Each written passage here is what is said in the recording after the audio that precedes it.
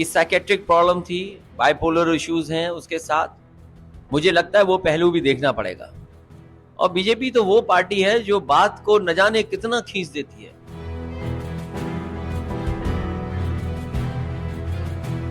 नमस्कार। गोरखपुर स्थित गोरखनाथ मंदिर में हुए हमले में दिन पर दिन नए नए खुलासे हो रहे हैं। गोरखनाथ मंदिर के सुरक्षा कर्मियों पर जानलेवा हमला करने वाले मुर्तजा अब्बासी के खिलाफ जांच भी चल रही है, लेकिन इसी बीच सपा मुखिया अखिलेश यादव ने इस पर ऐसी प्रतिक्रिया दी है जिसकी वजह से हर कोई उनकी आलोचना कर रहा है। दरअसल यूपी के पूर्व मुख्यमंत्री अखिलेश यादव ने मुर्तजा अब्बासी का बचाव किया है। बीजेपी पर निशाना साधने वाले अखिलेश ये कहने से भी नहीं चूके कि बीजेपी की तो आदत है हर बात को बढ़ा चढ़ाकर बताना। अखिलेश ने अब्बासी का बचाव करते हुए यह भी कह दिया कि वो युवक दिमागी रूप से ग्रसित है और इसका ध्यान सबको रखना चाहिए। अखिलेश ने मीडिया से बात करते हुए कहा, इस मामले में अभी जो जानकारी मिली और मुर्तजा के पिता ने जो कहा उसके हिसाब से उसे दिमागी समस्याएं हैं, उसके साथ बाइपोलर इश्यूज थे। मुझे लगता है ये पहलू देखना पड़ेगा। भाजपा तो वो पार्टी है जो बात को बढ़ा चढ़ाकर दिखाती है। बता दें ये वही मुर्तजा अब्बासी है जिसने गोरखनाथ मंदिर में घुसकर अल्लाहू अकबर के नारे लगाए थे, सुरक्षा कर्मियों को घायल कर दिया था। हालांकि बाद में पुलिस ने उसे गिरफ्तार कर लिया था। अब्बासी आईआईटी बॉम्बे से पढ़ाई कर चुका है और एक बेहद पढ़े लिखे परिवार से ताल्लुक रखता है। फिलहाल अब्बासी का केस एटीएस को ट्रांसफर कर दिया गया है। एटीएस उससे पूछताछ कर रही है। मुर्तजा के पास से लैपटॉप और फोन में कई वीडियोस मिले हैं जिनको लेकर जांच की जा रही है। इनमें कुछ वीडियोस जाकिर नाइक के भी हैं जबकि कुछ आईएसआई से जुड़े हैं। ऐसे शख्स को अखिलेश यादव का समर्थन मिला तो बवाल तो मचना ही था। अखिलेश यादव को खूब ट्रोल किया जा रहा है। पहले तो आपको अखिलेश यादव का वो बयान सुनवाते हैं जिसमें वो मुर्तजा अब्बासी का समर्थन कर रही हैं। सुनिए आप भी। है और उसके पिता ने जो कहा है कि साइकेट्रिक प्रॉब्लम थी, बाइपोलर इश्यूज हैं उसके साथ, मुझे लगता है वो पहलू भी देखना पड़ेगा। और बीजेपी तो वो पार्टी है जो बात को न जाने कितना खींच देती है। आप बताइए पत्रकारों का क्या दोष था बलिया में? क्या पत्रकारों को दोष था? पेपर किसने लीक किया? प्रशासन की जिम्मेदारी थी। पत्रकार ने तो केवल सूचना दी, मदद करना चाहता था पत्रकार, लेकिन पत्रकार को जेल भेज दिए गए। और अयोध्या जैसी जगह पर 5 साल की बेटी के साथ बलात्कार हो जाए, उसके साथ घटना घट जाए।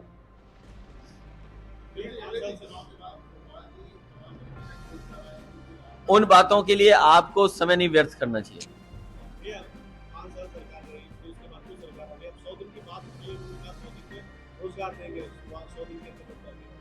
समाजवादी पार्टी की मांग कई बार रही है, जिन लोगों को नौकरी दी है कम से कम बताया जाए कि इनको नौकरी दी है।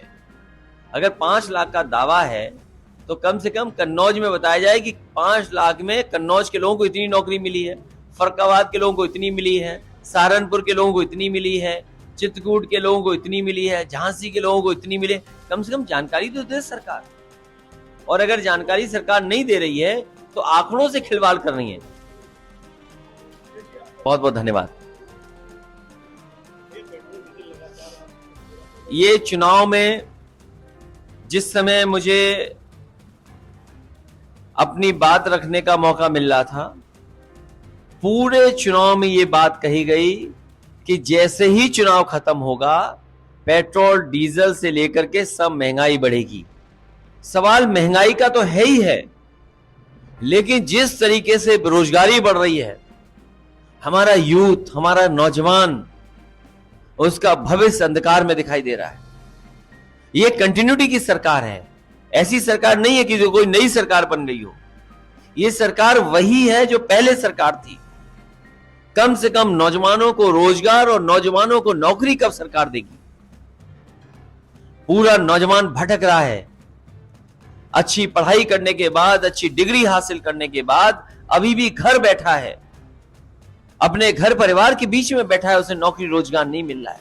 जहां महंगाई की मार है वहीं बेरोजगारी की भी बड़ी मार हो रही है। और सुनने में तो ये आ रहा है कि कई नौजवान इतने निराश हो गए हैं कि वो आत्महत्या करने तक तैयार हो गए। तो जहां आत्महत्या हो रही हो उसमें पुलिस बुला करके आपको भी जेल में ठूस दिया जाए। और दुख तब है जब किस तरीके से उस पत्रकार के बच्चे रो रहे हैं, परिवार के लोग दुखी हैं, उसकी मां कितनी दुखी है सोचिए। मां को पता ही नहीं था कि उसका बेटा जो नौकरी पे गया है वो घर शाम को नहीं लौटेगा, वो जेल भेज दिया जाएगा। बच्चों के आंसू नहीं रुक रहे हैं। ये कैसी सरकार है सोचिए, जो लोकतंत्र को बचाने के लिए हमारे पत्रकार सब कुछ लगा देते हैं। उन पत्रकारों के साथ ये व्यवहार, बहुत ही निंदनीय व्यवहार हो रहा है इस सरकार में।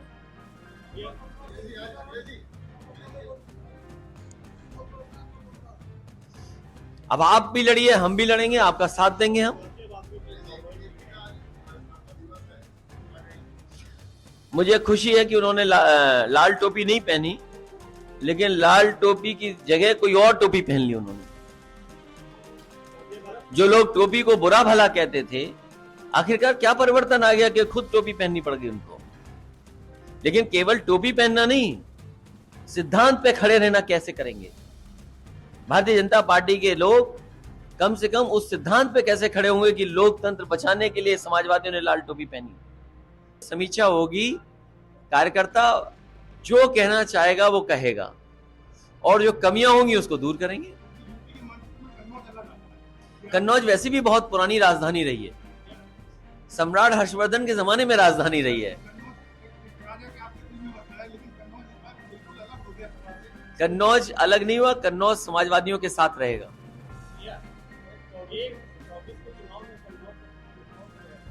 अभी से जल्दी क्यों है? समाजवादी पार्टी जीतेगी।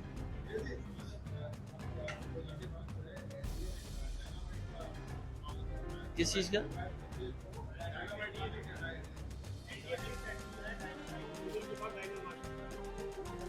देखिए, सरकार है, कुछ भी कर सकती है।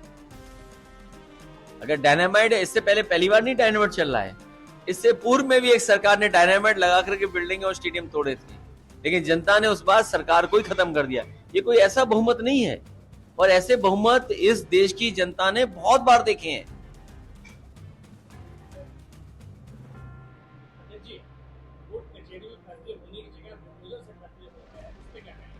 समाजवादी पार्टी कानून पर, संविधान पर भरोसा करती है।